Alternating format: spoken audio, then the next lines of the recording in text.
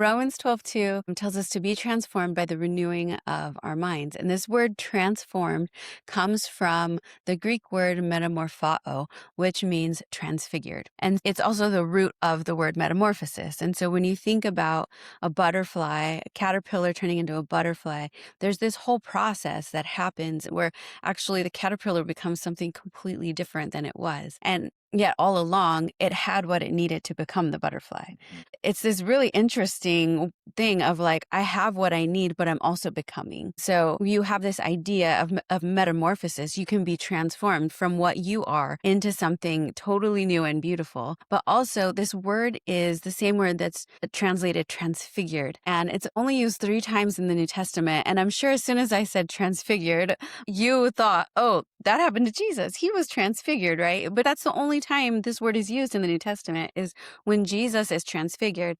And then transformed in Romans 12:2 and in 2 Corinthians 3:18 that we are transformed from glory to glory, becoming like him as we behold him. And so it's just this really beautiful picture of as I renew my mind to think like Jesus, as I encounter him and behold him, then I become like him, even in the way he was transfigured from his earthly body into his heavenly glory. That's what he's doing in us.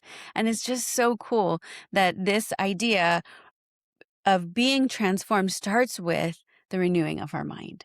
And you can begin to think about yourself and believe about yourself the way God thinks and believes about you. And that is the beginning of your transformation.